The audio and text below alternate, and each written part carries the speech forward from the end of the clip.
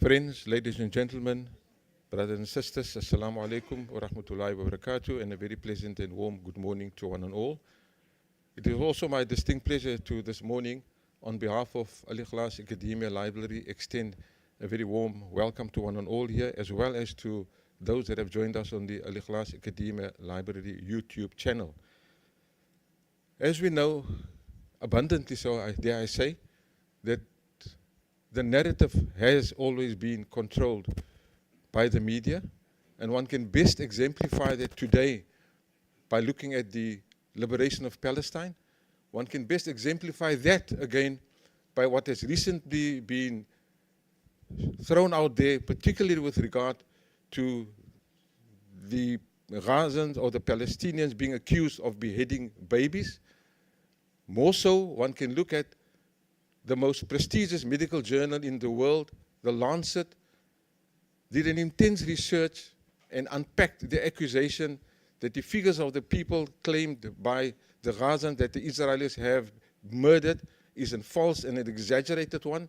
And after a very deep-seated intense, they proved it beyond any shadow of doubt that there wasn't even an iota of exaggeration. It is also known that the Zionist media have always sought people in various ways and means to distort the truth to suit their agenda. It is no secret, therefore, that the power of the word, the impact it has, and the manipulation of Western-controlled media has always been employed to create and fabricate distorted version of the reality so as to continue to perpetuate the lies. So we are here this afternoon, this morning rather, to unpack this fallacy and to create a podium where we hopefully will arrive, or rather do a genesis of this phenomenon called the media controlling the narrative. And we're also looking at the possibility of unpacking and seeing exactly what it is that social media has done, could do, to find us in a more appreciable situation where more globally people are aware of what exactly is happening and what is the agenda of the Zionists and the likes of them. And perhaps, on a more home-based note, as I said last week, Academia Library is a NPO, no income stream whatsoever, and dare I say that we depend on the good-heartedness of philanthropists like your good selves to ensure that we are in a position to sustain the library and continue to produce programs of intellectual discourse, the likes of we had last week, and I'm sure going to experience this morning as well. So on your way out, I would very humbly and very passionately ask you to visit the Academia Library table and make a contribution either through cash or, as we nowadays do, zap out the card and make that contribution so much needed today. So now it is my pleasure to introduce our panelists for this morning. First up, Raisa Pethe is a journalist with the works published in Al Jazeera, The Mail and Guardian, and Ground Up, amongst others. She's also a senior investigator for Open Secrets, a civil society organization. She completed her master's at the London School of Economics and Political Science with an award-winning thesis on justice for apartheid in the apartheid-era South Africa.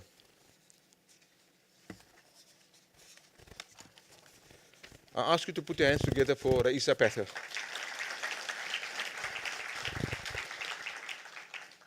Next up, we have Professor Junaid Ahmed, who has a Juris Doctorate degree from the College of William and Mary in the US of A. He's also the director of the Center for Study of Islam and Decoloniality in Islamabad, Pakistan. He has been teaching law, religion, and global politics for over a decade in Pakistan, South Africa, Malaysia, Turkey, the United Kingdom, and the US of A as well. He does a wide array of consultancy on issues related to international law and international affairs. Junaid is also the founder and chair of the Palestine Solidarity Committee in Pakistan. Over the years, he has been associated with International Movement for a Just World, the Center for Islam and Global Affairs, as well as along many other various interfaith initiatives and groups working for peace and justice, including the Peace for Life and the United States-Pakistan Interreligious Coalition. Most recently, he has co-founded Just Ease, a global network advancing interfaith solidarity, militarism, and is also part of the Palestinian Solidarity Group, Movement for Liberation, and the Intifada. It is my pleasure to welcome the contribution of Professor Junaid Ahmed. That is going to be an online contribution. Our last contributor on this panel is none other than our local brother Khalid Wouda. He's a lifelong activist for Palestine in the cause of Islam and Muslims. Worked for Palestinian charities both in South Africa and the United Kingdom. Delivered numerous talks and presentations to Muslim schools, community radio stations, and television as well. Khalid is also a life coach specializing in personal development and has a dedicated parenting development program for fathers called Super Dad Network. He's one of the founding members of Social Intifada. Ladies and gentlemen, very fortuitously, your hands for him as well.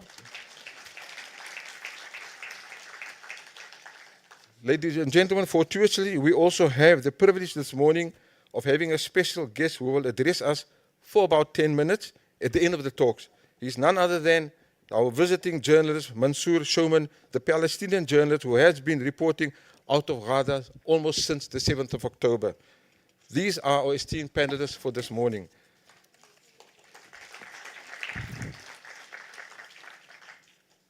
Our anchor today is our own local, none other than Khadija David, a seasoned journalist.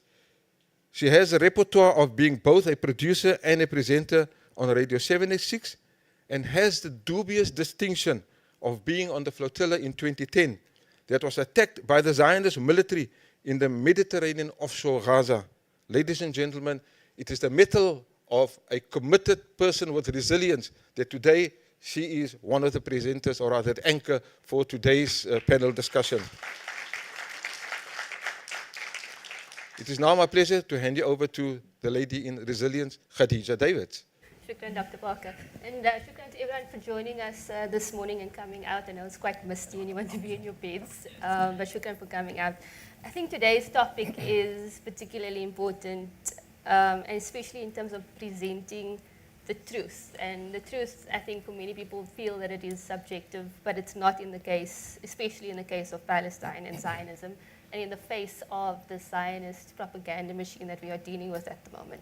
So for us as journalists, it's very important to present that truth to the world. But we do find that there are some among us who are not doing that. And I think that's one of the things that we will be discussing today. So I'm going to hand over to our panel. We'll start off here with Khalid Wouda, activist and social media specialist as well. Shukran so much for joining us. Jazakallah khair. Jazakallah khair. Assalamu alaikum to everyone. A'udhu billahi minash shaitanir rajim. Bismillahir rahmanir rahim. Alhamdulillah rabbil alameen. Wassalatu wassalamu ala rasulillah. With an introduction, I just want to set aside a few definitions. So, as Oxford defines language as being the principal method of human communication consisting of words used in a structured and conventional way and conveyed by speech, writing, or gesture. Media language is defined as the different aspects of media that communicate meaning to an audience. And these could be written, visual, these could be oral or nonverbal. Television uses a combination of all of these to convey meaning. Language is generally directed at an intended audience. So think of political campaign messages being directed at adults in a language that speaks to adults, as an example. And then you have media linguistics, which focuses on the use of language in the media and is crucial for understanding how the media broadcasts language ideologies and is able to either strengthen representation of a minority or maintain representation of a dominant language. There are three media linguistics theories that have developed over time. I'm going to touch on two of them, but focus on just one. So you have something called hyperreality, which is the concept of blending reality and representation. So there's no clear distinction between reality and fiction. You often find this in movies. You have also intertextuality, which is the idea that no text is purely original. Instead, the meaning of media text is influenced by texts that have come before them. And relevant to our discussion today is binary opposition, which proposes that most media narratives contain opposites, a contrast between pairs. So, for example, on and off, left to right. These are often used for propaganda purposes in the media. So what it does is it creates a biased view, and it persuades the audience to pick a side either way. Language can change how we see the world by affecting how we think and how we talk. It can also subtly change our beliefs without us realizing it. This is seen in things like propaganda and stereotypes. It's important to understand that language shapes our understanding of things, even if we don't notice it. When language is used to persuade many people, it often needs to be so subtle that people don't realize that they're being influenced. So here's a thought for the audience. As you have your views on the world, ask yourself how many of those views have been shaped by media language. So keep these concepts in mind as we discuss some specific instances of language being used in the genocide in Gaza. You would recall in February, 6-year-old Hind Rajab was trapped in a car with her relatives and family who were savagely gunned down by the Israeli occupation forces. A conversation with the Palestinian Red Crescent Society went viral. The recording went viral because she stayed there for up to 3 hours waiting for a rescue ambulance. When the emergency services were finally given access to the scene, they were also shot at and killed. Hind was found among the murdered. This was reported, the headline in the New York Times was, "Missing 6-year-old and rescue team found dead in Gaza." The CNN, their headline ran, "5-year-old Palestinian girl found dead after being trapped in a car with dead relatives." Notice the passive language here. How do you just find a 5-year-old dead? How do you find a child just automatically dead? The second incident, and we're all very familiar with this example, is that of the 40 beheaded babies. Despite the lack of evidence, the allegations of the 40 babies were reported by The Independent, CNN, Fox News, and the New York Post. Even Genocide Joe implied that he'd seen pictures of dismembered babies on the 7th of October, and the White House had to backtrack on this, saying that no, he'd actually seen a report and he hadn't seen images. What are some of the other examples of language that is used specifically when it comes to Muslims, Arabs, Palestinians? Killed versus died. Militants or terrorists versus soldiers. It's always the Hamas-run health ministry. Israel has a right to defend itself, while Hamas are using civilians in Gaza as human shields. So, mainstream media bias is becoming much more pronounced. And compared to previous invasions and massacres carried out in Gaza and the West Bank, more questions are being asked and forcing difficult situations within the public in general and media circles specifically. And this is largely due to the highest recorded number of journalists murdered ever, as well as the individual correspondents on the ground who've been sharing images and videos with the rest of the world. So journalists at the BBC were understood to have objected to the broadcaster's framing of the war in Gaza.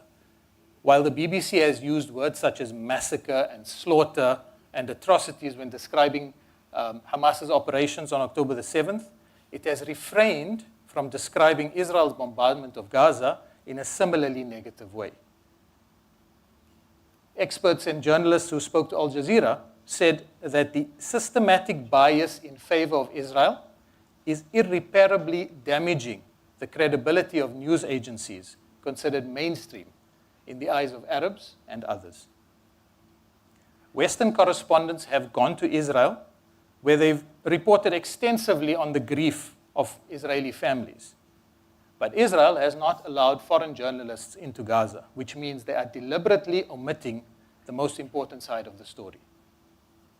And in one of the most damning reports, The Intercept collected more than 1,000 articles from the 3 leading publications in the US, the New York Times, the Washington Post, and the LA Times. They collected articles about Israel's war in Gaza, and they tallied up the usages of certain key terms and the context in which they were used. And these tallies reveal the gross imbalance in the way Israeli and pro-Israeli figures are reported compared to Palestinian and pro-Palestinian voices. So they looked at 3 specific areas. Firstly, the disproportionate coverage of deaths. For every 2 Palestinian deaths, Palestinians are mentioned once. For every Israeli death, Israelis are mentioned 8 times. Secondly, the slaughter of Israelis, not Palestinians. The use of the word slaughter. Highly emotive terms for the killing of civilians like slaughter, massacre, horrific, were reserved almost exclusively for Israelis who were killed rather than the other way around. And lastly, children and journalists. Only 2 headlines out of 1,100 news articles in the study mentioned the word children related to children from Gaza. Now compare this to the sympathetic stories that were highlighting the plight of children during the first 6 weeks of the war in Ukraine. With CNN specifically, according to accounts from around 6 staff members in multiple newsrooms and more than a dozen internal memos and emails which are obtained by The Guardian, daily news decisions are shaped by a flow of directives from the CNN headquarters in Atlanta. And they've set strict guidelines on coverage, specifically here. So they include tight restrictions on quoting Hamas and reporting other Palestinian perspectives, while Israeli government statements are taken at face value. In addition, every story on the conflict must be cleared by the Jerusalem Bureau before broadcast or publication. So 2 examples here. A former Israeli intelligence official, Rami Igra, asserted on CNN that the entire Palestinian population of Gaza could be considered combatants. The statement was allowed to go unchallenged. David Lindsay, the Senior Director of News Standards and Practices, issued a directive early in November, effectively barring the reporting of most Hamas statements, characterizing them as inflammatory rhetoric and propaganda. And then in December, we had the incident with more than 1,500 journalists from dozens of US news organizations who signed an open letter protesting Western media's coverage of Israel's atrocities against Palestinians since the 7th of October. Condemning Israel's targeted killing of reporters in Gaza and criticizing Western media bias, they wrote that newsrooms are, quote, accountable for dehumanizing rhetoric that has served to justify the ethnic cleansing of Palestinians, undermine Palestinian, Arab, and Muslim perspectives, and have invoked inflammatory language that reinforces Islamophobic and racist tropes. So there are 3 categories of bias in the media. 1 is terminology and framing, which we've discussed. 2 is the media bias in the sources. We often see representatives of Israel or their spokespeople or their military on mainstream media platforms telling us what had happened. This is taken at face value. It's not scrutinized. It's not questioned. No evidence is asked of them. And then lastly, there's something in the language. We see the pictures, we see the names, we see the suffering, the dreams, and the hopes of all the Israeli dead, which is fed to us through the mainstream media. At the same time, the casting of Palestinian victims is faceless and it's nameless. It's just numbers. So what are the reasons behind this?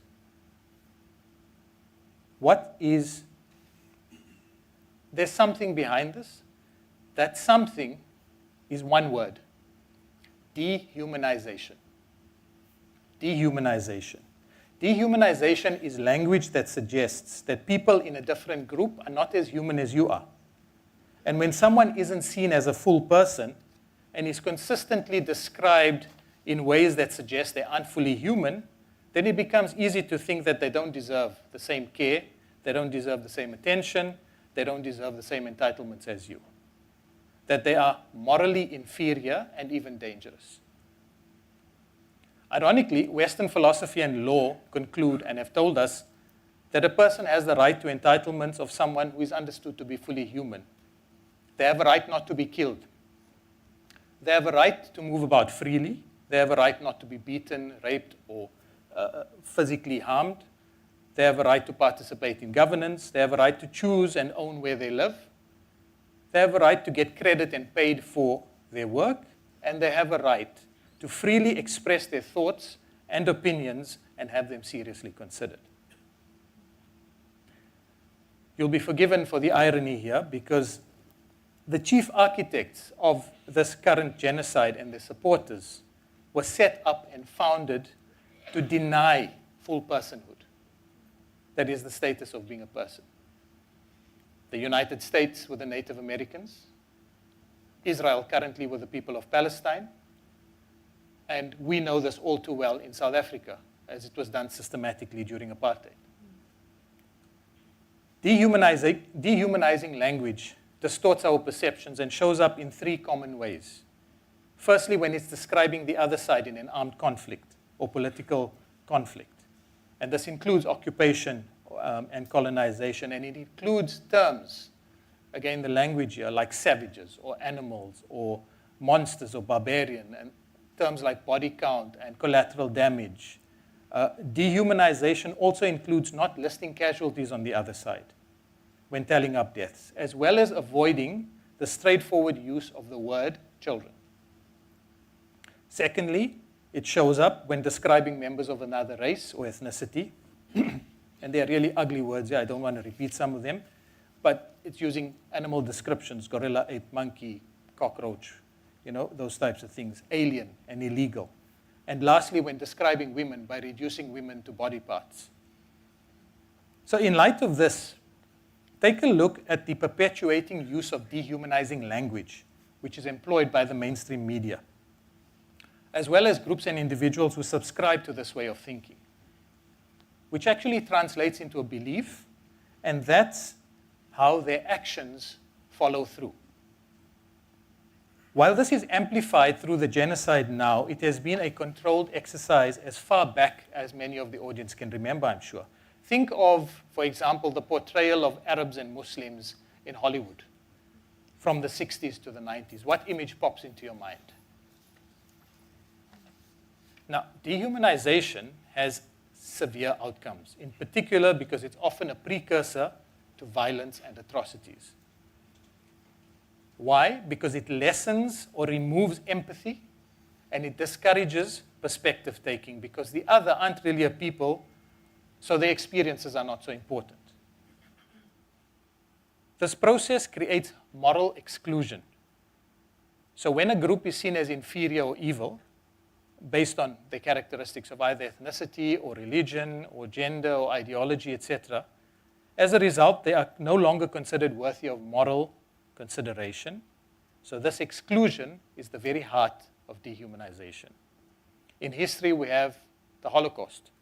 The Nazis described the Jews as subhuman. They printed books where they showed the Jews as rats. The Hutus in the genocide in Rwanda called the Tutsis cockroaches. The massacre in Bosnia in the 90s, the Serbs called the Bosnians aliens. Between the 80s and the 90s in the US, young black men were called super predators. There was a lot of spate of violence taking place in America, and politicians used this to stoke fear amongst the public. And currently, you've got the hate speech that's being perpetuated by the ruling BJP party in India against the Muslims. What guides us as believers is that we have to apply the justice of Islam without negative language. So someone who is guilty of a legal infringement is just that. They're guilty of a legal infringement. They don't need to be dehumanized. This is not a practice within our deen. And a reminder for myself and the audience and those watching online, watch out for the lazy slide into dehumanization for yourself and people around you. How many of us use or know of family members or friends who use dehumanizing language? This is in direct contradiction to the values of the faith we profess to follow. Israel and its proponents have used dehumanization via unsubstantiated reports to manufacture support for the genocide. And they got Western media to focus on the 40 beheaded babies and the systematic gang rape allegations. And immediately thereafter, the world was horrified, and that was justified for them to go into Gaza and cause destruction levels not seen before since the World War. So your role in varying capacities is to disrupt the language of dehumanization. Strongly, very, very strongly. In whichever circles you reside, be it verbally, social media, your pen, all of them are important. Mainstream media are not free media. What do I mean by this? They are corporations that are owned by extremely wealthy and powerful individuals or groups. And their policies are determined by agendas and finances. I'll cite 3 examples. With the BBC, the director of flagship shows at the BBC went to work at the largest Israeli lobby in the UK. A former IDF spokesman was working as a director at the BBC. The Minister for Culture in the UK, Lucy Fraser, who's directly in charge of the BBC, interned at the Ministry of Justice in Israel before becoming the minister. The Associated Press, repeatedly backing up Israeli claims. In 2022, you're probably familiar with the incident where 5 children were gunned down by Israeli forces as they went to visit their grandparents' graves. The Associated Press backed up the Israeli claim that it was a misfired rocket. The 3 journalists who were responsible for that article also have a history of working for the Times of Israel. And the Times of Israel is run by David Horowitz, who is a former Israeli soldier. And it's owned by someone called Seth Klarman, who funds illegal settlements and also funds the Democrats in the US. Incidentally, the same thing happened with the Associated Press report on the on the Al-Ahli Hospital, which was also published by the Times of Israel. So as I'm concluding, I want to focus on kind of the disruptor to the mainstream media. 2023 is the year that the mainstream has lost its grip on people. Social media has come and completely crashed the control that mainstream media has, and this has been, in fact, admitted by a former hardline member of the Shin Bet, the Israeli Secret Service, in an interview with Mark Lamont Hill on Al Jazeera, where he was quoted as saying, "We are losing the war of ideas." Apart from mentioning the journalists who signed the open letter about media bias, the information-hungry global public have access to more media outlets now than ever before. Many independent media channels have created a space for voices in the digital space. And this is a space for marginalized and oppressed populations to voice their stories and their opinions. Polls are showing shifting sympathy towards Palestinians and away from Israel. And this is among countries that have been historical allies of the apartheid regime. By and large, young people are being informed of the conflict through TikTok, Instagram, Twitter, and YouTube, while the older population are still getting their news primarily from mainstream media. Most of the sources that we're seeing on the ground in Gaza are on social media, whether it's journalists or whether it's just ordinary people who are filming. We're also seeing highly informed podcasts that educate their audiences on information and viewpoints that the mainstream media would not readily air. Social media does have some shortcomings, and it must be kept in mind. So people who have more resources and clout and leverage do have the upper hand in social media. We've seen a huge number of ads on YouTube and on Google that are sponsored by the Israeli government. We've seen attempts by some of the companies to shadow ban accounts, to curtail the use of certain words or phrases or hashtags, and in fact the removal of content and removal of some big accounts by social media companies. We've also been seeing disinformation. Some of it is just by people who don't know or are very emotional, and they're sharing whatever they see. Some is intentional disinformation and manipulation. and these are by actors and by governments. We've seen incidents with the Israeli military posting things and then deleting it. For example, the bombing of the Al-Ahli hospital. They immediately deleted the Twitter post thereafter. We also saw the incident of the alleged nurse in Al-Shifa hospital who was running for fear of her life, saying that there are Hamas people in the building. It was later discovered she's an Israeli actress. However, social media companies and their business models, they're built on algorithms. So what happens is they feed you based on your engagement. And the algorithms reward content based on the response once you've posted it. So when you post a piece of content on social media, it sends it to a sample of your followers. And based on the response that you get from those followers, if it's a decent interaction, it will send it out then to a larger audience. And this is the bread and butter for social media, because then they've got you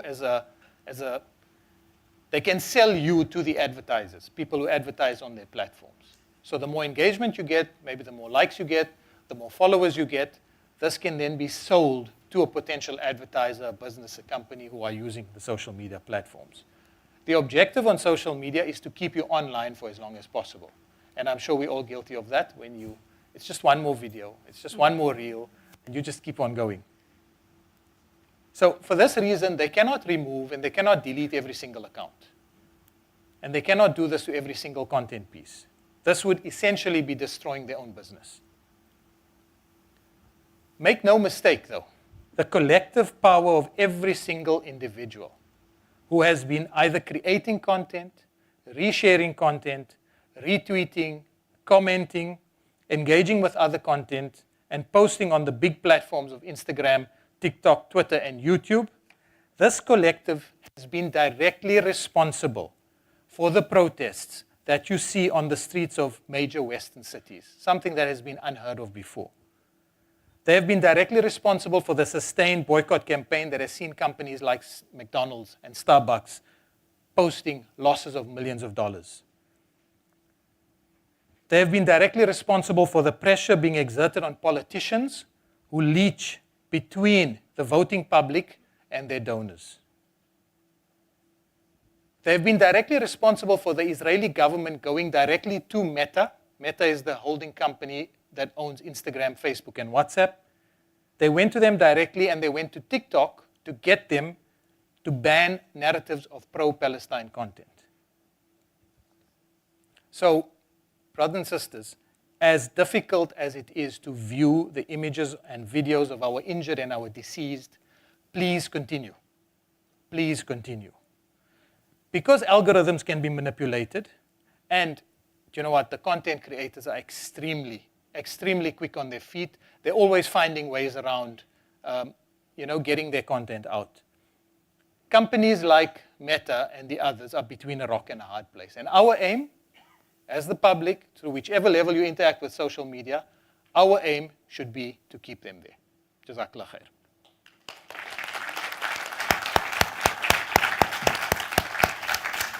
Shukran to Khalid Bauda. I was remiss. I was supposed to give you the house rules. So can you please switch your phones off or put them on silent? And there will be a Q&A session after our panel. One thing you mentioned there, when I think it just made me think of not to be a passive consumer of content, and to actually activate your critical thinking, which I think is important when you're engaging with that content. As you said, we saw people going out into the streets. So shukran so much for your contribution. We're going to turn now to Raisa Pather, a freelance journalist. Shukran so much for joining us. Your 20 minutes starts now. I just want to check that everybody can hear me. Everybody okay? Yes. No? No, I don't think sound. Is the mic on by any chance? Can hear you now. Is it now on? Hello? Okay. Okay, good. Let me just fix it. I think that's better. Okay. Okay, so first of all, good morning. Assalamu alaikum. I know it's Ramadan and all of us are fasting, so I'm really grateful for all of you for coming on a Sunday morning. And I think Cape Town has been amazing in terms of solidarity for Palestine, and this is just a testament to that. I think Khalid actually did a fantastic job covering a lot of the issues at play. But the one thing I want to kind of name today is that I think a lot of us are very angry about the way that the media in the US and Europe have covered or failed to cover the genocide in Gaza. We thought by now that things would be better because we have a long history, and it turns out that we were wrong. The work of journalists like Mansour Shuman, who I'm so grateful is here today alive, Bisan Odwa, Hind Kadari, and many others, has shone a light on the impunity with which Western media outlets have spread Israeli propaganda. Throughout this horrific period, there has been a popular slogan among activists in oppressed communities across the world. They say that Palestine is freeing us. This isn't just happening in activist communities. In journalism, many of us journalists have witnessed the racism, the lack of care and humanity our Western colleagues have shown to Palestinians. We have seen how they share falsehoods about what is happening in Gaza, favoring the Israeli narrative. In contrast, Mansour and other journalists have shown us the truth. They have unveiled the depraved violence of the Israeli forces against innocent civilians in Palestine. In doing so, they have also revealed how systems of power and race continue to dominate newsrooms. These are systems that oppressed us in South Africa under apartheid. Us conscientious journalists, have therefore been freed of any illusion of balance and objective reporting in mainstream media outlets. That even in the face of a genocide, the voices of the oppressed will be heard and honored. Instead, this is what it's been like if you've been following mainstream news outlets. If you read the New York Times, The Economist, or the BBC, amongst many others, you may find yourself living in an alternative reality. In this world, Hamas is the cause of everything wrong. They have killed everybody. They have done everything wrong, while Israel is simply acting in self-defense. Of course, the IDF has to stop food from entering Gaza. The carrots and water are Hamas weapons. What else could it be? It's ludicrous, right? But this is how Western media outlets have been reporting on the aid blockade. They say that there might be some legitimate threat. And where do they get this from? They get this from Israeli sources. But it is a war crime to withhold aid from civilians. And yet, for some reason, they don't really talk about that. It's been a period where delusions and propaganda have become acceptable in media reporting. But this is the truth. More than 32,000 Palestinians have been killed by Israel since October 7th. Mansour shared with us that 25,000 Palestinian children are now orphans. 25,000 Palestinian children have lost their parents. The killings haven't stopped. In fact, since the latest Israeli siege on Al-Shifa earlier this week, they have only intensified and worsened. The New York Times headlines have themselves become the news since the genocide started. And I think that this is encouraging because it means that we are speaking back to power and that we are recognizing the falsehoods of these headlines. Khalid did a great job talking about some of the headlines. But the really shocking thing is that all of us have access to the violence that is happening in Gaza. We see it every day on our cell phones, thanks to the courageous journalists in Palestine. Yet, there's very experienced journalists at the New York Times have covered these events, offering some hard-hitting and nail-biting headlines. Some of their headlines include this winning wedding headline which says, "Lives ended in Gaza." That's it. The lives were just ended. The article is written, it was published on the 4th of March, and it's written exactly as you would expect from the headline.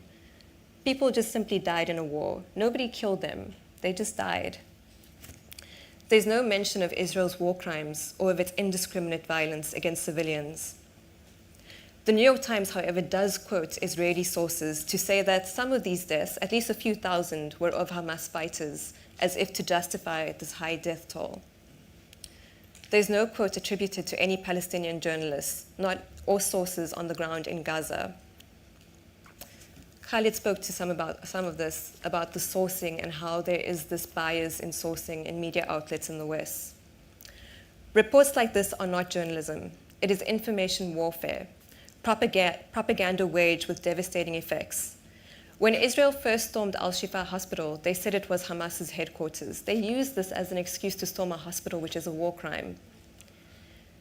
But the propaganda was repeated so effectively that Mansour Shoman shared with us that Palestinians began to believe that there were Hamas operatives in the hospital. That's how effective it is.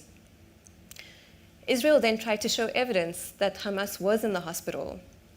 They showed photos of what they said were a list of Arab names of Hamas fighters and of a tunnel. The tunnel, it turns out, was actually an elevator shaft, and the list of Arabic names was just a calendar of surgical procedures. The striking thing for me is how stupid this is, if I can say that. Like, it's incredibly silly the way that they've done this propaganda, because all they would have had to have done, if you put your, like, as a devil's advocate, they would have just had to have gotten a translator, an Arab translator, to put together a list of names, but they didn't even do that. The worst thing about this is that Western news outlets continue to rely on Israeli sources, government sources, for information. They do this while ignoring Palestinian journalists on the ground, like Mansour, who's just joined us. They ignore the voices of Palestinian journalists on the ground and instead continue to turn towards Israeli sources, despite that these sources have lied and continually spread propaganda. This is a double standard. Khalid spoke to us about the Intercept and a study that they did. I want to also share some of the information that was in that article, which thankfully Khalid did not talk about, leaving me to still say it. The Intercept also looked at particular words, right, that the LA Times, the Washington Post, and the New York Times used in relation to the atrocities in Gaza, and how they describe these atrocities compared to how they spoke about them in Palestine. What it revealed was that the New York Times, the Washington Post, and the LA Times could barely bring themselves to describe what was happening in Palestine as horrific. In fact, when they talked about the violence in Israel, they used the word horrific 38 times. But when they spoke about it in Palestine, they only used the word horrific 4 times. It's not horrific for them. When they talk about massacres or the mass killings, they only use the word massacre predominantly in Israel. It's disturbing, to say the least. There have been mass killings in Palestine, yet there have only been 4 occasions when the LA Times, the Washington Post, and the New York Times have used the word massacre to describe the killings in Palestine. When they talk about the deaths of Israelis, they use the word massacre 120 times. It makes no sense, right? So then why is this happening? I think Khalid gave us some reasons. But for me, it's astonishing because if I have access to the videos being streamed on my phone, then surely these journalists in America and Europe have the same access. Probably they have more access than I do. We must also remember that in South Africa, we have colleagues who work at Reuters. Reuters journalists were amongst the first to be killed in Lebanon. Our colleagues here are mourning the death of their colleagues, but Reuters barely said a word to say that Israel was responsible for these killings. So far, only Al Jazeera has consistently said that Israel is responsible. It's slowly changing, but it shouldn't have taken this long. So what is it? Are these news outlets blind? Is the Israeli Hasbara that effective? Or is there something more sinister at play?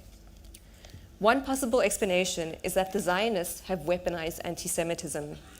Anybody who criticizes Israel is defamed as anti-Semitic. In newsrooms, there is a very real fear of being called anti-Semitic. In fact, I think that they are more afraid of being called anti-Semitic than they are of being called racist. Anecdotally, there has been evidence that journalists have been silenced from reporting on the genocide in Gaza, or even referring to it as a genocide. US anchor Mehdi Hassan lost his show on MSNBC for his vocal criticism and truth-telling of Israel's assault on Gaza. He now had to start his own media platform, and it was nice. At least he got to interview Naledi Pandor, which was really great as one of his first shows. Added to this, there is a long history of bias in media reporting on Palestine in the US. Several academic studies have shown persistent bias when media outlets in the US reported on the first Palestinian Intifada between 1987 to 1993 and the second Intifada between 2000 to 2005. These studies showed that the US media emphasized the Israeli deaths even though more Palestinians had been killed. So what am I trying to say here? I use the word bias, but honestly, I want to use the word racism. There is racism that has been ingrained in these newsrooms for decades. It is systemic, and it shows a failure of newsrooms to eradicate legacies of racism against oppressed communities. These oppressed communities are you and I.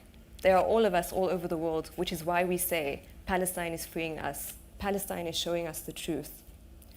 Despite the popular tide turning against Israel, these powerful institutions, including the media, are still protecting this pariah apartheid state. The irony and hypocrisy is that they tell us we must uphold standards of objectivity and balance, and yet they favor the Israeli narrative. They use it all the time at the expense of the Palestinians. This is one of the most important things that I want to share with you today. This is not just a Western media problem. South Africa has a history of apartheid. It perhaps brings us closer more than anybody else in the world to the Palestinian struggle. But our own news outlets have been disappointing. At the end of last year, the Daily Maverick ran a poll on the villain of the year for 2023. It asked readers to vote from a list of names for the villain of the year. 817 readers chose Benjamin Netanyahu, while 428 chose Hamas leader Mohammed Deif. The DM editors, seeking balance, decided to make Deif and Netanyahu the villains of the year, going against their own reader poll. A wave of social media backlash followed, but there was no apology from the Daily Maverick. There was no change to the article, and they didn't even acknowledge the criticism. Most recently, as I'm sure many of you will know, Metro FM, a radio station owned by the SABC, planned to host an Israeli woman who says that she survived the attack by Hamas on October 7th. Infuriatingly, they planned to do this interview on Human Rights Day on Thursday. There were no voices from Palestine scheduled on the lineup. And what is even more concerning is that the producers at Metro FM could easily have looked at this woman's social media platforms to see the Israeli propaganda which she blatantly spreads based on untruths. Why would you platform somebody who's going to lie? That is not responsible journalism. Thankfully, as a result of the social media backlash, the interview was cancelled. However, this incident shows that Western media narratives still hold influence in our newsrooms, whether it be when newsrooms who try to find balance or newsrooms who platform Israelis. We still have a lot of work to do, but Palestine is freeing us. There were numerous opportunities for media outlets to learn from our history. We could have learned from Rwanda, where news outlets incited hatred against Tutsis, calling them cockroaches. We could have learned,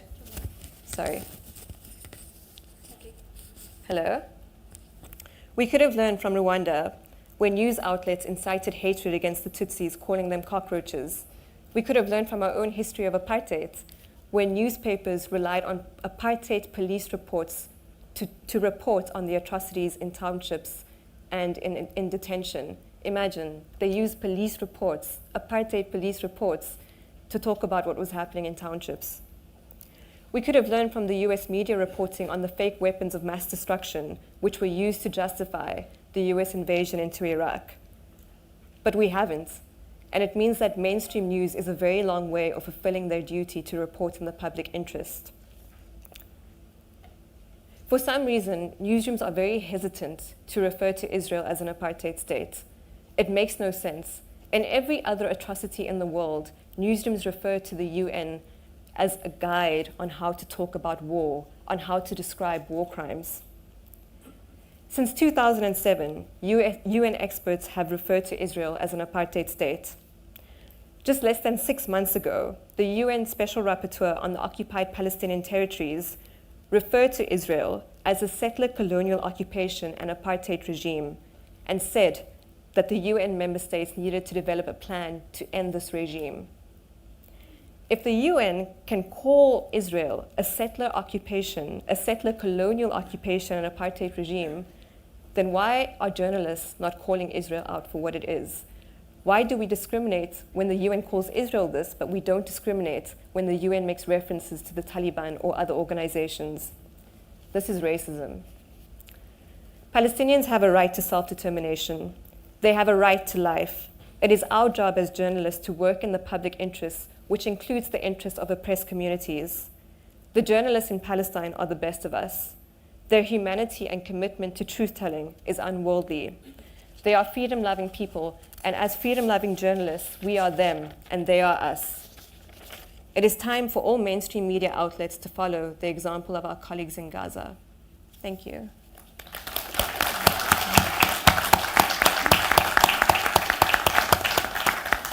Really makes you think about what is balance and what is truth. And I think that's one of the things that we are dealing with here. We're going to turn now to our international guest, that is Professor Junaid Ahmed. He's a specialist in geopolitics. He'll be coming up on the screen.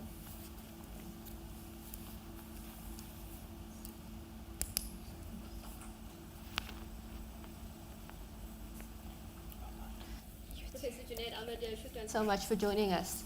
You may go ahead.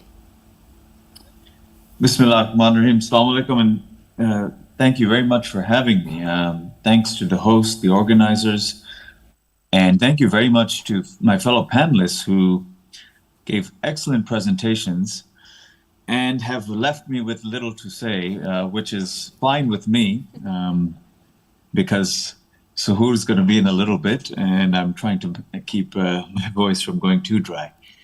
But yeah, no, it's these, what I've been seeing, even the previous seminar held, these are incredibly important. And it's an important time, obviously during Ramadan, to reflect on perhaps the moral issue of our time, certainly in my lifetime, the genocide in Gaza. And take this time to not only reflect about our own lives, but how our lives are so intricately related and connected to other lives being lived, being killed, being murdered, specifically in the situation, obviously, in Palestine and in Gaza, but all sites of oppression in our neo-colonial world order, be it in Kashmir, be it in other areas, be it with African Americans in the United States, certainly the indigenous peoples all over the world that have been slaughtered by settler colonialism.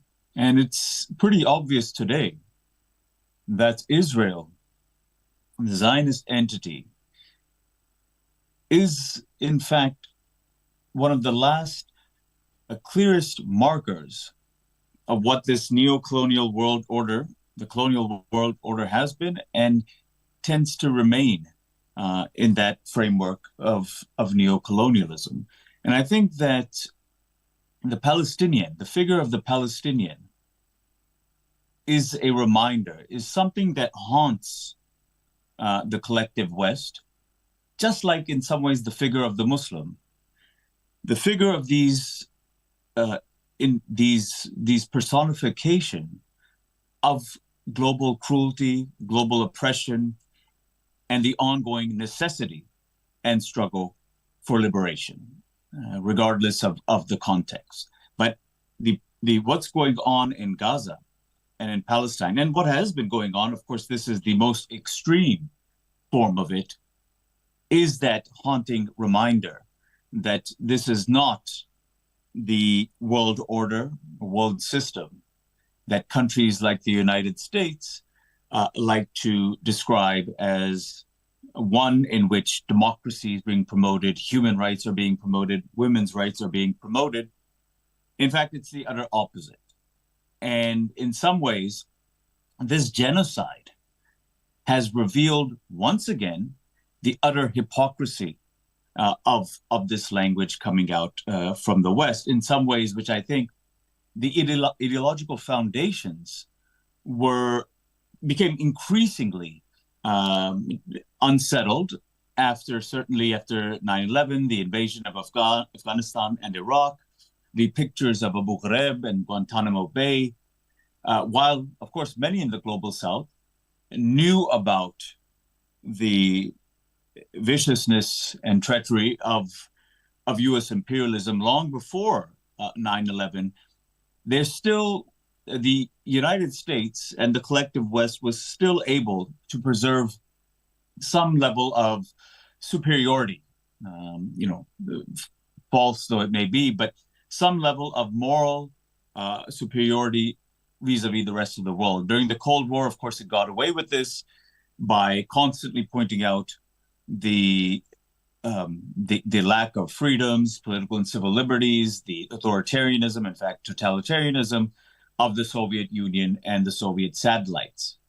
And as we all know far too well, after the Cold War, the figure of the Muslim, throughout the world, whether inside these countries or in the larger Muslim majority world itself, became the target of a renewed, rekindled, what you can say, an Islamophobic Orientalism, in which there was significant projection.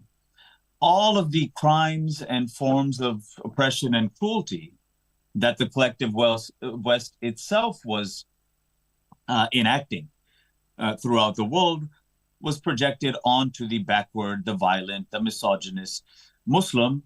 And now we see during this entire genocidal saga how these things have been projected onto the Palestinians, especially the ones in Gaza, which of course brings us back to that media narrative.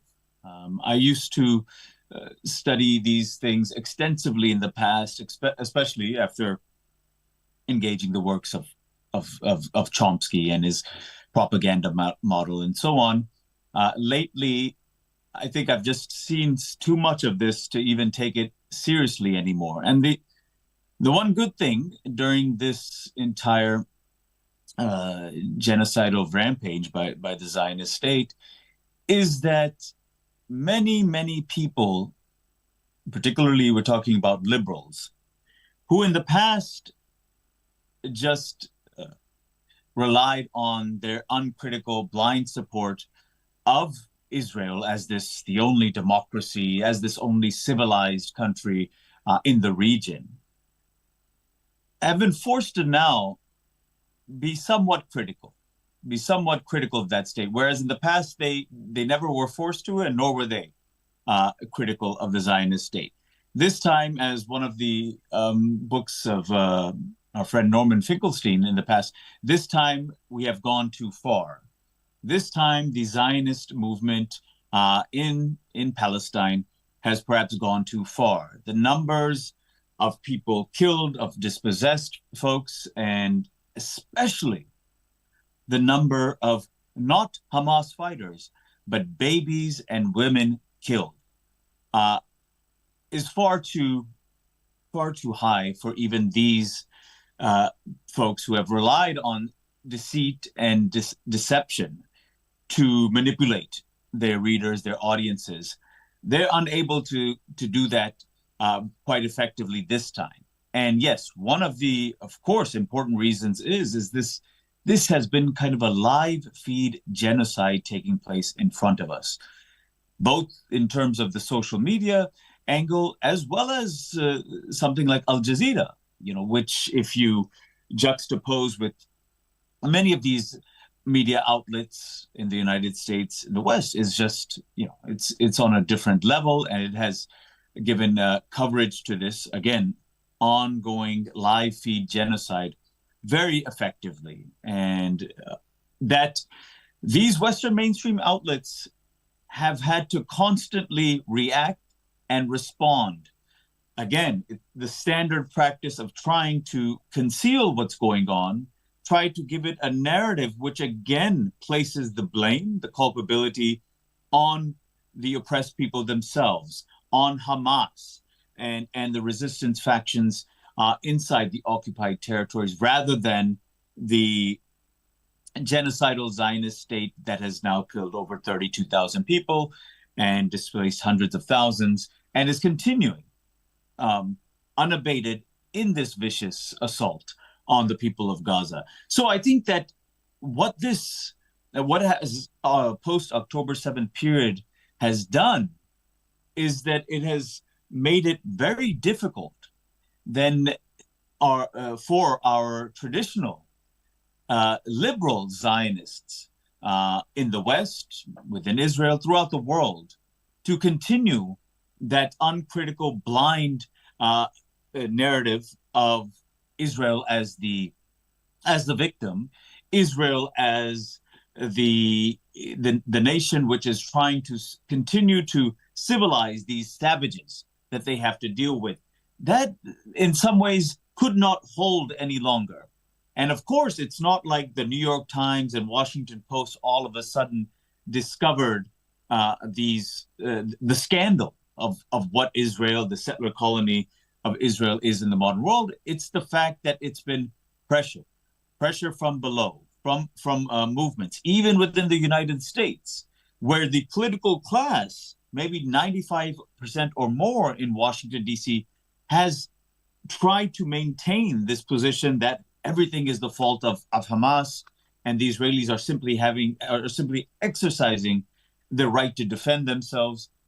So where 90% of that, including Biden's Democratic Party leadership, while the base of the Democratic Party, which, I would have never guessed in my lifetime, is clearly the majority of the popular base of the Democratic Party has consistently, since October 7th, wanted an immediate ceasefire. So that gap and that gulf has been massive from the beginning. And this is why you have seen the outpouring of demonstrations and rallies throughout the United States, much larger than we've ever seen before, of Palestine solidarity movements, groups, rallies, demonstrations, which of course has then taken on its expression within the independent media, alternative media, and of course social media, which in turn has pressured the New York Times, the Washington Post, CNN, MSNBC. Well, not enough to keep Mehdi Hassan's show still there, but it has been placing pressure on these outlets that if they want to remain even remotely relevant in this entire situation, they have to seem like they're offering somewhat balanced coverage of what's going on. And you see these in all of the media narratives that my two panelists have pointed to, whether it is the issue of, right from the beginning, the beheading of babies. First, this was emphasized so much, and later on, the mass systematic rapes, but they thought they could get away with this. This slowly collapsed that narrative. Once again, not in November, but in December, the narrative about Hamas's mass systematic rape campaign, that was then revived again, precisely at the moment where the political, diplomatic ability of Israel and its Western supporters, especially the United States, was collapsing. Once again, this story is brought out to remind folks that these are the people we're dealing with, these savages, etc. And this was again first pushed really heavily in the New York Times, but then thankfully very scathingly refuted and demolished by independent media, not just the Intercept, but even before that, the Electronic Intifada, our friends at the Gray Zone, and so much so that it had to then percolate to the New York Times itself, and they kind of had to stop this narrative, not necessarily admit of a mea culpa that we messed up, but just kind of let it die down because it could no longer hold water. So there's narratives like that the New York Times and these mainstream establishment or legacy corporate media have always relied upon over the decades to place Israel on this pedestal as the shining light amidst this region of barbarism. And of course, that has always been that has always entailed this huge kind of element of Orientalism, of Islamophobia, all the old tropes being recycled again and again and again. And so the attempt has been there. Obviously, it continues in this context to portray, especially Hamas, as being responsible, not just what obviously happened in Israel on October 7th, but all of this, the genocidal mass murder conducted by the Zionist state, is all because of Hamas. And one would have thought, because of this constant this constant narrative shoved down our throats that, it may have trickled down to many people in the region, Arabs, Muslims, and the Palestinians themselves, that they may have somewhat bought into this narrative that, wow, look, we have suffered so much since October 7th and so on. But no, that you do not hear that narrative. In fact, I was just speaking to a friend in Gaza who, I even myself thought that, are there kind of internal criticisms that, wow, we wish this didn't happen because we're suffering so much? And not really. They obviously, and Hamas wants the extermination campaign, the war to end now. But of course, Hamas has said, we are ready as fighters if you want to fight us, which is why the videos that Hamas releases, it's not about the resistance factions targeting civilians. It is always about targeting the military presence of Israel in the in the occupied territories. And one of the things that I found really powerful that my friend said is that, Hamas and the resistance does not protect the people of Gaza, but it's the people of Gaza that protect the resistance. And I think that that's an incredibly powerful way of putting it.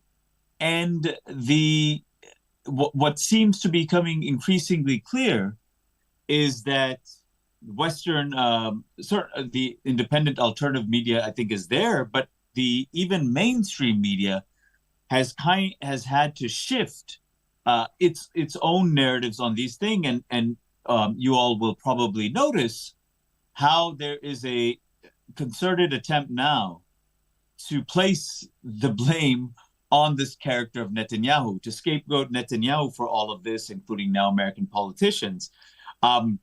Perhaps it's a useful first step, but of course we have to be incredibly wary about placing on trial this one individual rather than Zionist settler colonialism since 1948 and prior, which has always had the seeds of this the genocide, the ethnic cleansing that it's always been undertaking since its birth, actually even before its birth, and what we obviously call the ongoing Nakba, right? The ongoing catastrophe, the ethnic cleansing, and now the very forceful genocide that's taking place. So I think I want to wrap up by saying that while this horrific episode has affected all of us in such a palpable way, that it's awakening the conscience of many people who didn't focus on this.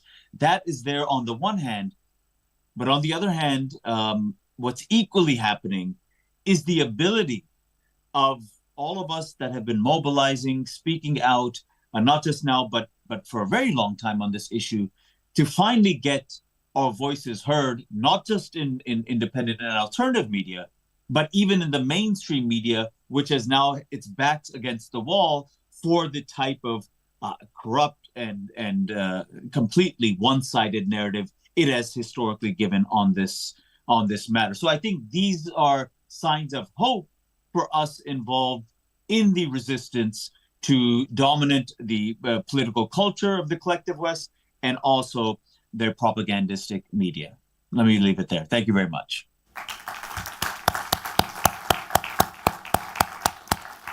Many thanks there to Professor Junaid Ahmed, a specialist, of course, in geopolitics. And that comment you made there about Benjamin Netanyahu being this figurehead, I think Benjamin Netanyahu is just one head on this hydra that is the Zionist entity that is occupying Palestine at the moment. There's also that concern around, and I think maybe this will come up in the questions session afterwards, but I wanted to ask it now. When do we let go of that validity of the corporate media? Because we've been criticizing them in this panel and generally, but when do we let go and say, you are not my source anymore? And I think in that we almost force them to change how they approach their coverage, particularly on issues of Palestine. But I want to turn now to a Palestinian journalist, Mansour Shuman. Shukran so much for joining us. We're honored to have you here. He will be addressing us now.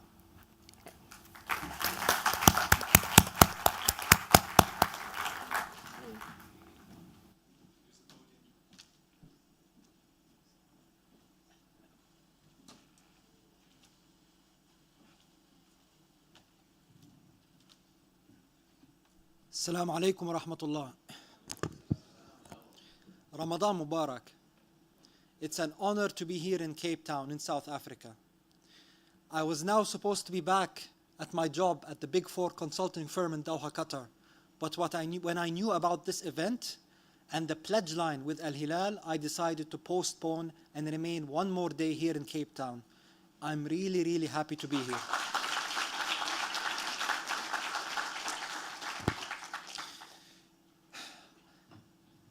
It is important to note that for many Palestinians, English is not their first language. Hence, when some of us use the word war, they do not mean that it is not a genocide. It is definitely a genocide.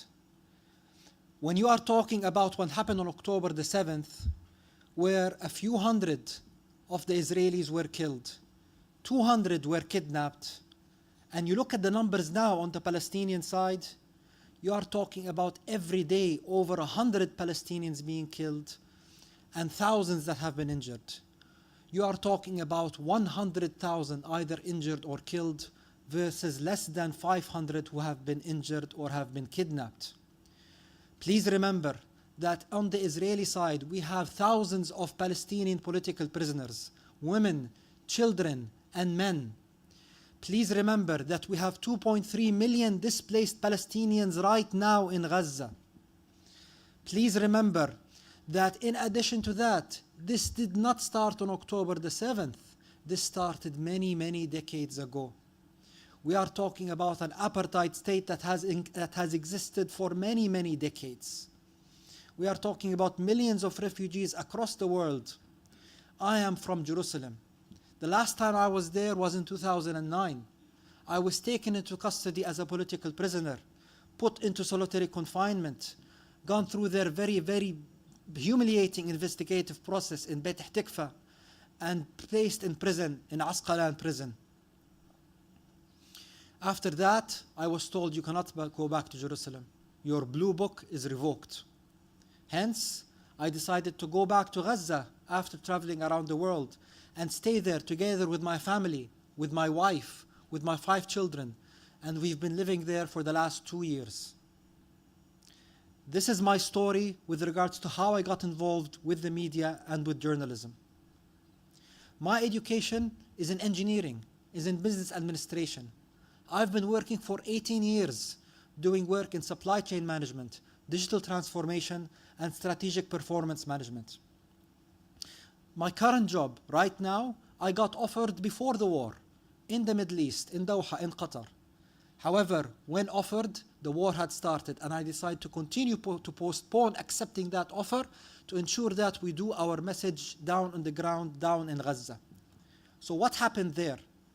After 1 week of the war, a friend who worked in journalism called me up and said, Mansour, the Zionist propaganda is very strong, especially in the English language, especially in different Western media outlets.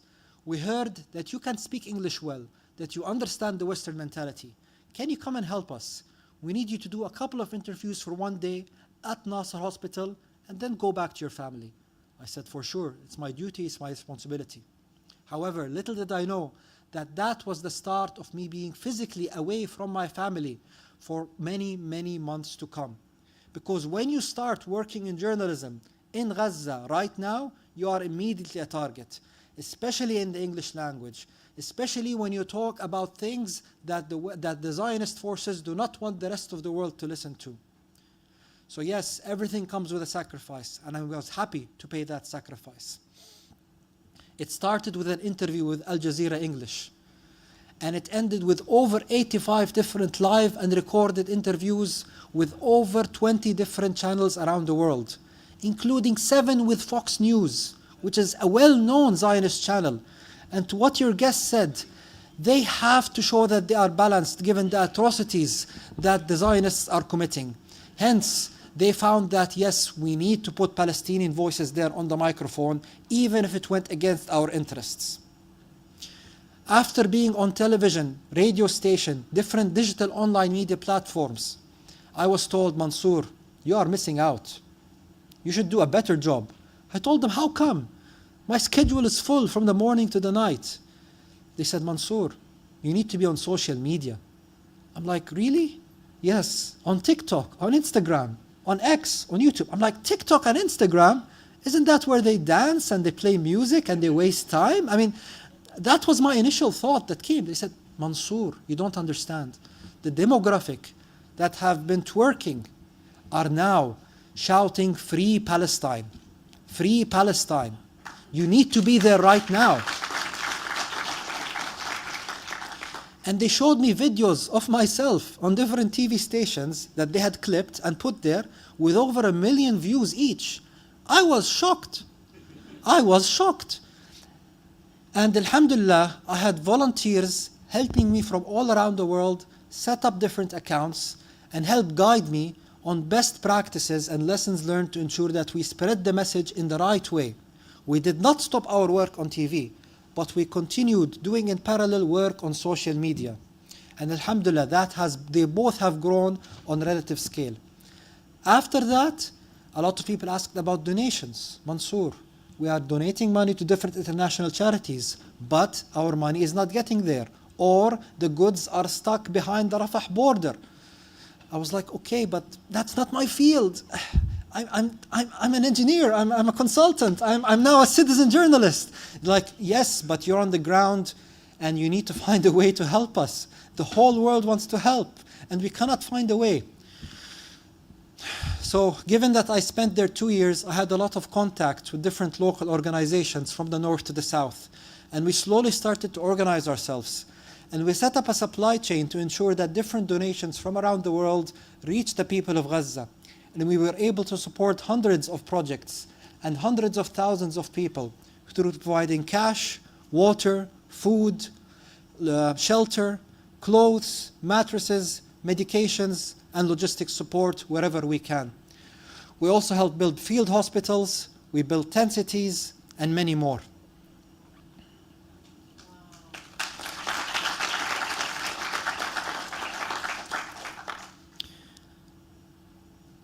I never wanted to leave Gaza. Despite all the challenges, there was a sense of peace and tranquility that I have never imagined before. After 6 months of going what the people there are going through, any society would have been disrupted. Remember, we have no police, no government officials, no judiciary system. However, despite all of that, the biggest miracle was that the people are still clinging to their faith, knowing that they are on the right side of history, knowing that their fight is not a fight only for the people of Gaza or the people of Palestine, but they are at the tip of the spear, fighting for values on behalf of all free people of this world. They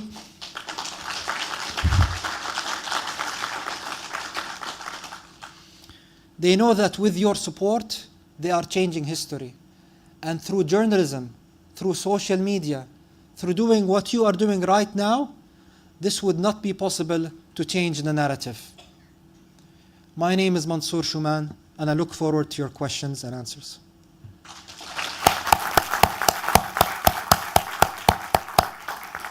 Thanks so much to Mansour. And I was on social media this week, of course. There's a content producer, Subir Taha. He's a Palestinian Philippine American, and he said Palestinians are not voiceless.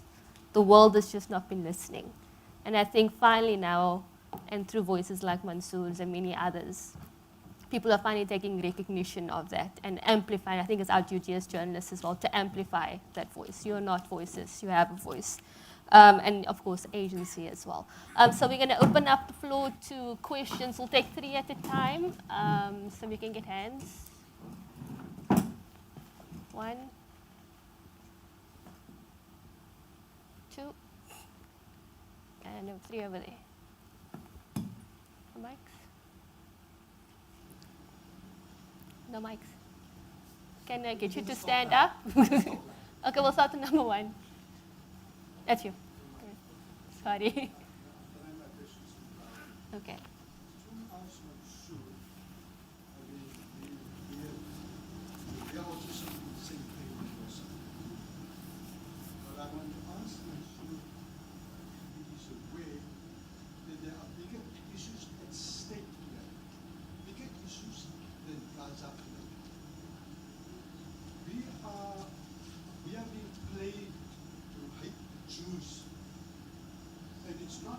Jews, it's not the people that say Nabi will be crucified when he went to Medina. It is not those people. Those people that is there, it is the pagans. They are the offspring of the Khazars. Pagans, they are all pagans there. They are not Jews. So I would ask Masood, is there a possibility that we can perhaps change the word Jew to the Khazars so that people can be made aware about the people that is behind the destruction of our moral values? Thank you, brother. That's a great question. When I refer to them as Zionists, because that's what they call themselves, and that's the ideology that they take upon them.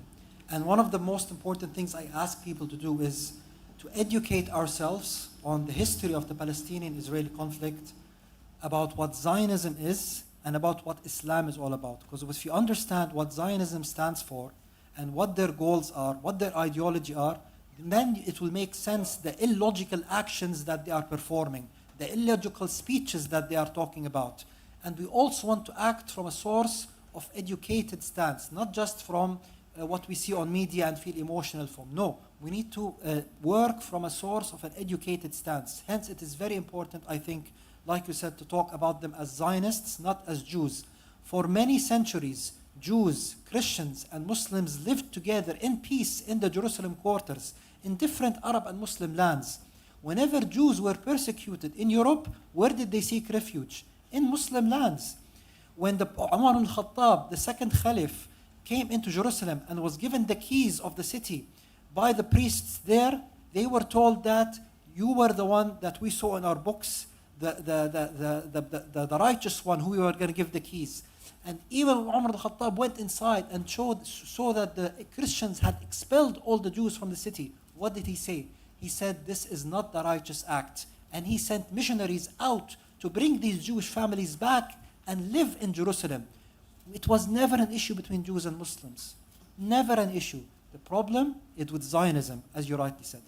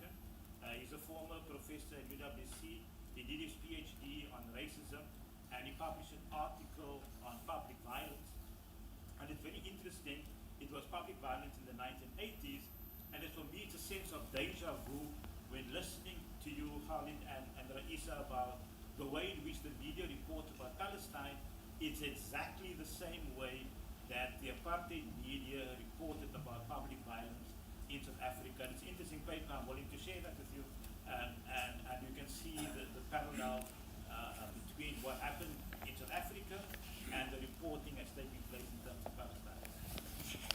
Jazakallah khair for that, and the insight, that's highly appreciated. So one of the issues we face, like the example you mentioned with Radio 786, is the pockets of the enemy are very deep.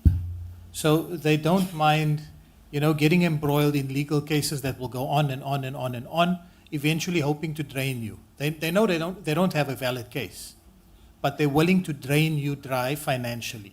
We faced a similar issue when I was working in the UK at Interpel. It's the leading Palestinian charity in Europe. And they were locked in a dispute with the equivalent of the Board of Deputies in the UK, which took many years. They won the case. They won the case eventually, and the Board of Deputies had to publicly apologize to Interpel. They had to pay the legal costs.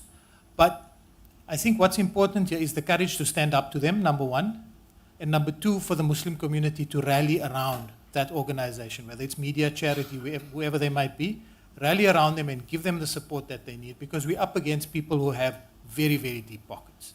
And secondly, just something Raisa also mentioned about weaponizing anti-Semitism to the point where it's deemed more dangerous than racism.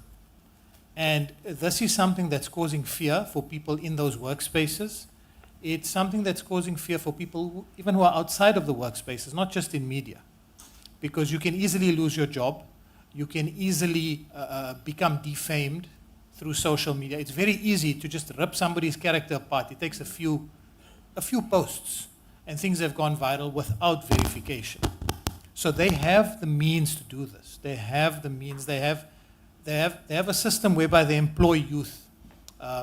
Those who don't serve in the military are part of the Hasbara, in that they sit on their devices and they sit on laptops and just push propaganda out all the time. So we need to be smart, and we need to not be reactive as a Muslim community, but let's rather be proactive. How can we make use of these platforms to be able to get our narrative out? Just shukran so much for that. Just a reminder, Dr. Junaid Ahmed is online, I think, still with not.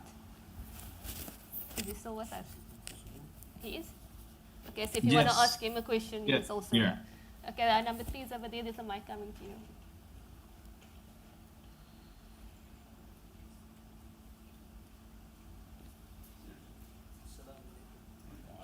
A question for Khalid and for Raisa.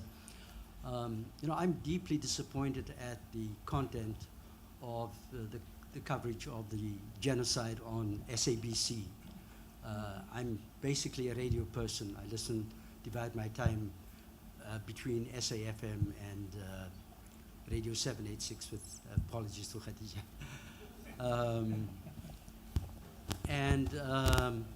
I would have thought that a country like ours, given our history, would have given this genocidal campaign much more coverage on a daily basis. And why it doesn't happen is a bit of a mystery to me. I spent a good part of last year in Canada, which, as you know, has a very pro-Israel stance on many issues. And yet, they had more coverage on CBC radio in the morning programs than we have on SAFM here. So my question is, what kind of leverage do we have insofar as getting to know who produces the news at SABC, who determines the content? And can that be some kind of a public forum that would involve people like us, just the ordinary public, as well as organizations that perhaps some of you represent, where we can get them to account to us why we don't get coverage? I would expect us to have coverage like on a daily basis on exactly what is happening in Gaza. Thank you. Raisa, you can take it and then we'll hand over to Khalid. I think that's a great question, and it's also a little bit confusing because the South African state has taken quite a strong stance on the issue of what is happening. They call it a genocide. We've been very strong, And so it's confusing as to why the state-owned media isn't as strong as the state is, because generally, even though we encourage our state-owned media to be independent, there's always an expectation that in some way, they want to follow the line of the state. I think, from my experience anecdotally, I think there is a big fear in South African newsrooms about being labeled as anti-Semitic. I think journalists are afraid of losing their jobs. And I think that even if they covered the genocide, they're worried that they would be pulled off the story if they were too strong in saying that this is a genocide and the Israelis are perpetrating it. So I think there are a lot of journalists who want to do it, but there's some kind of systemic culture where they feel like there's an expectation that they can't.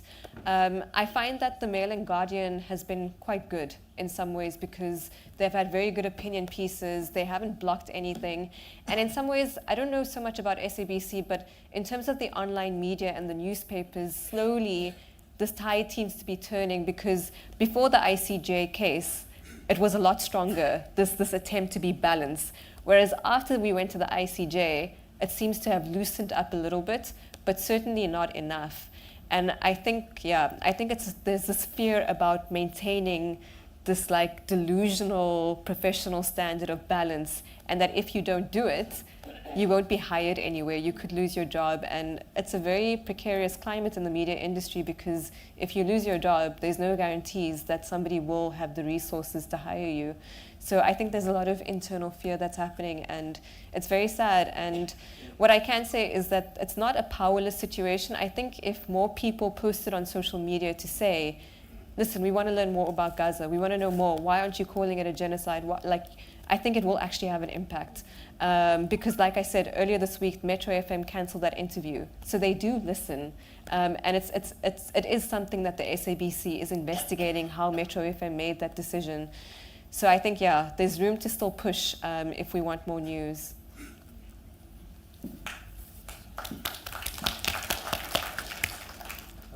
I would just add to that. We all expected, post the ICJ case, that the Zionist handlers are going to be hard at work behind the scenes. So this is something we need to be wary of. Whoever has investigative skills, research skills, you don't have to be employed by a media organization. Look at the hierarchies within the media organizations. Who the people are in key decision-making positions. Like we spoke about what happened at the BBC, for example, or at Associated Press. They probably place people over time in certain key positions to be able to push a certain narrative or to instill a climate of fear. So if people can, in your time, if this is something you can do and put this out on social media, because now the challenge is, and Khadija was speaking about this earlier, the challenge for mainstream media is how do they remain relevant? Because virtually almost all the younger generation are getting their news from social media. Not any one of them are listening to mainstream media or even going to mainstream media sources.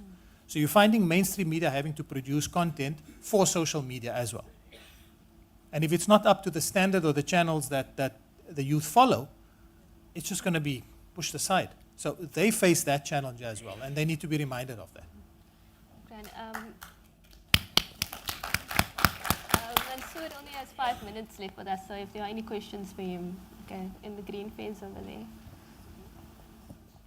And one, okay. Can we keep our questions short, please, because he has to leave.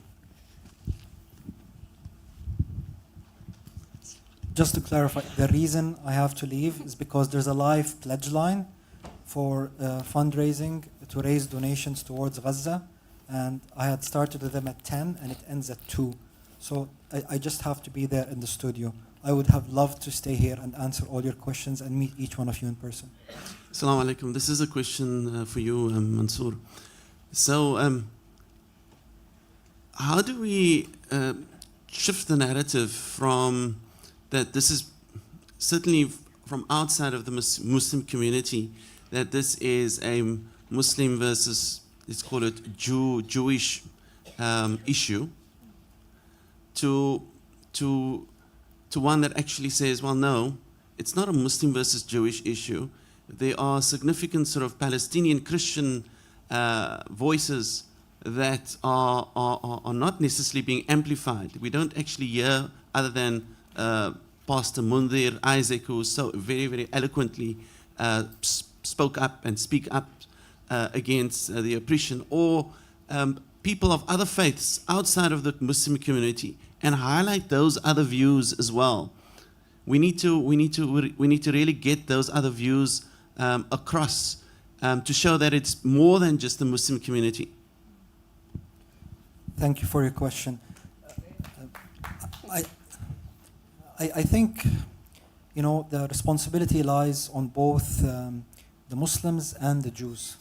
And you can see that from the Jewish community around the world, a lot of groups are coming out in solidarity with the Palestinian cause, publicly, right? Even the rabbis, even those who are the real Jews, right? They are talking about how this is not a battle between Islam and Judaism, but a battle between Muslims and Zionists. And Zionists are have not only infiltrated the Muslim world, but they've also infiltrated different levels of society in countries across the globe. I'm going to answer your question, but before that, I just want to talk a little bit about South Africa and my fears for, especially after them going to the ICJ. And given that we are talking to a group of intellectuals here, inshallah, you are going to be able to change the mindset of people and also be prepared for what's coming. I fear for South Africa. I fear for South Africa. Zionists are now targeting South Africa through different means. There are elections up and coming. They are extremely important, and they are preparing for it. Their strategy is always to divide and conquer. Their strategy is always to try to infiltrate and finance different people, to try to make sure that you are not united. There is an ayah in the Quran, وَاعْتَصِمُوا بِحَبْلِ اللَّهِ جَمِيعًا وَلَا تَفَرَّقُوا, that all you who believe, make sure that you all unite together and do not be separated. So my advice to the people of South Africa is to be careful about what is being seen through the news that is being controlled by Zionists, not only in South Africa, but across the world. They have their hands on different news outlets, especially those that are nationalized, like the SABC. And make sure that you work as groups, as communities, with your leaders, with your elders, with those who you trust, to ensure that South Africa continues to remain on the path that it's at right now. Yes, the current people right now, they have a lot of issues, I'm sure. But please, please, South Africa, we cannot lose you. We cannot lose you. You have been right there at the head for Palestine for the last many months. You have been the light in this world of darkness. Please continue your focus there. Back to your question, Akhi. The problem that we have as Muslims or as people, freedom-loving people, is that we don't have very strong Muslim TV network platforms to reach out to the people out there. What we are trying to do maybe right now is we have those isolated social media networks or those isolated online TV stations that try to bring out the Muslim narrative. These are isolated and they have, mashallah, a lot of good work there. But in my opinion, the problem needs to be fixed from the root cause. If you cannot put a Muslim solution within a paradigm that is man-made, you have to have a holistic Islamic solution that has a political, economic, social, and media solutions presented for the whole world. And until now, we haven't been able to come with that paradigm, that Muslim paradigm, that Islam is a way of life that carries the solution for everything across all ways of life, including the media. So only when that happens, I think you will see that big shift. But in the meantime, لا يكلف الله نفسا إلا وسعها. We do what we can. We do what we can, and results are with Allah subhanahu wa ta'ala. جزاكم الله خير وبارك الله فيكم.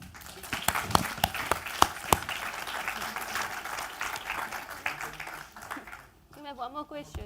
Is that okay? Sorry. Over here. Okay, he has to leave. This is his last question for Mansoor. This lady's up now. Assalamu alaikum wa rahmatullahi wa barakatuh. Firstly, I would like to say, may Allah subhanahu wa ta'ala grant you Jannat al-Firdaus and all the other journalists in Gaza who are faced with whatever they are faced, but they continue telling the story on the ground.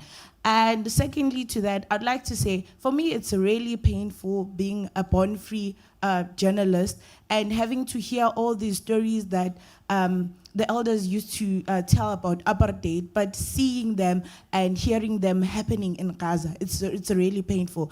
And last but not least, there has been a debate going on, and I feel like it has been dividing us as South Africans from the real core issue, which is the formation of a two-state or a one-state moving forward. So I'd kindly like to ask you, what are your thoughts and feelings about it? Shukran. Thank you very much, sister. I think we need to take things step by step. Before talking about a one-state, two-state solution, let's focusing on a permanent ceasefire right now.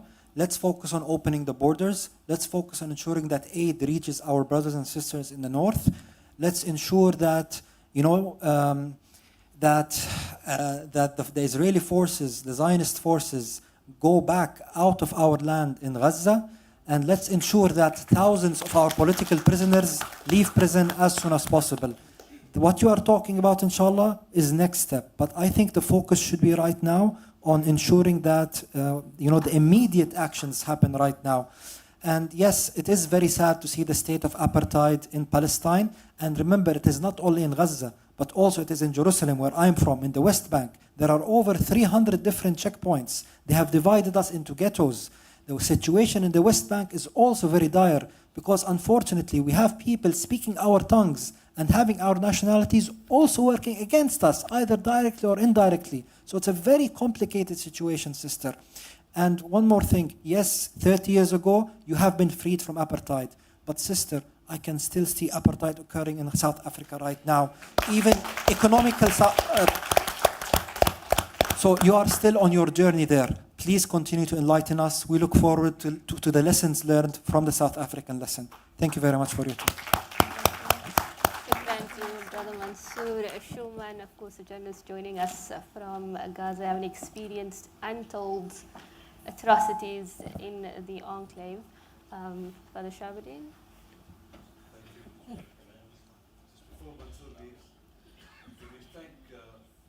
Parker, at very short notice, you allowed us to capture Mansoor. Jazakallah to you. We know that you have a very, very tight schedule, and may Allah bless you, really. It was fantastic that you came. Do we have time for another round of questions, or do you want to? I think we need to wrap up now. We'll just wait for Dr. Parker. But just on behalf of everyone here in academia, shukran to our panel as well, to Raisa and Khalid. Khalid flew all the way down from Joburg to be with us today. Shukran to him. And Professor Junaid, if you're still with us, I hope you're enjoying Suhoor. Thank you so much for all your questions as well. It's been really insightful. It's been such a difficult time, and I think for journalists, we struggle really to absorb what is happening. I mean, October 7th happened and we were just thrown into it. And I don't think for us as well, we don't really get that chance to debrief and to recognize our own humanity in all of this. So shukran for this panel as well for helping us to do that. Dr. Elias Parker. Thank you, Khadija. You actually stole my limelight. I was going to do it. Nevertheless, it's quite okay. But once again, we deeply appreciate the contribution by each of the panelists. I think it's been an absorbing discussion. It's been extremely illuminating and enlightening. And I ask myself the question, have we been empowered enough to dissect the narrative as it's presented to us and be able to distinguish between fact and fiction? Because only then have we been placed ourselves in a position to make a meaningful difference in our way forward in managing the understanding of these narratives as they are thrust upon us. Then I've got two contributions to make. And maybe particularly to the ones that remain behind, Professor Pather and Khalid here. I accept the fear factor that Professor Pather mentioned. However, I ask myself the following. We in South Africa have what's called the Editors Forum. We have a Journalist Forum.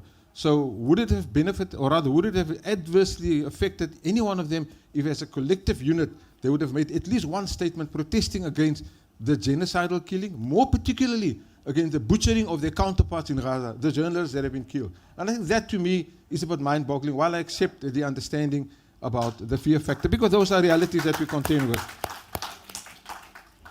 And then one last contribution to my brother Khalid Bauda here. I accept, that we've got a long way to understand and completely manipulate social media to such an extent that we can make that gigantic stride towards changing the narrative or rather the course of the narrative. The question I ask myself is the following. If a man can be single-handedly sit behind bars and be completely cut off from the world, use artificial intelligence through social media, win an election in Pakistan to the tune of 80%, do we have the chance, do we have the equity at least, do we have the intellectual capacity, do we have the human resourcefulness to utilize the same mechanism and change the course of events, or the role, or the role that the social media is placing in our country? I ask myself that question. I don't know if you got an answer, Khalid. No, I don't. That's a reflective question. Pardon? I think that's something for everyone to reflect on. But the facilities are available. The facilities and the technology is available. It's a matter of who's going to seize it. We have some really sharp minds within the Muslim Ummah. For example, when the Israeli ministry systems went offline, they were hacked by Muslim youngsters from Algeria. So we have the capacity. Maybe we need to, like again, speaking to the question earlier, let's get resources in to help in these types of situations. So all social media fundis out there, let's galvanize the support. I think it's by time that we need to wrest control from the Zionists, particularly in shaping the global narrative, as far as the Palestinian Zionist situation is concerned. Thank you. I now have the great pleasure to call upon our librarian, Rehana, to hand, as a small token of appreciation for taking off your time and effort to be here, a little gift from Academia Library. Rehana, can...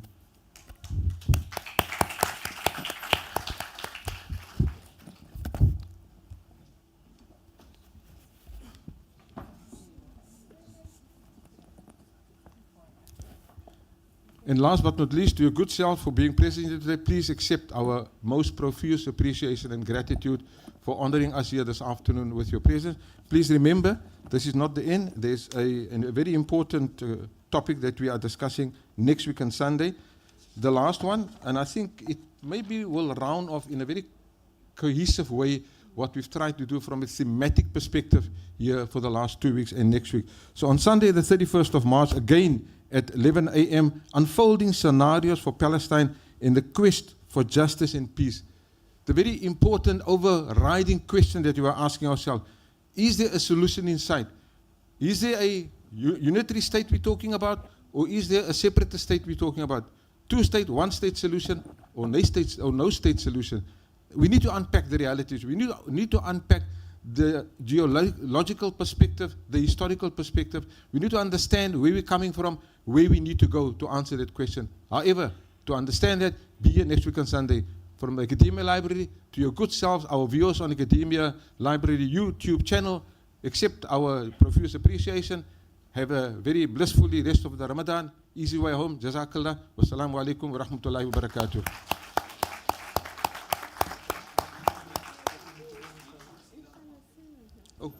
Important, can you just bear with me for another half a minute?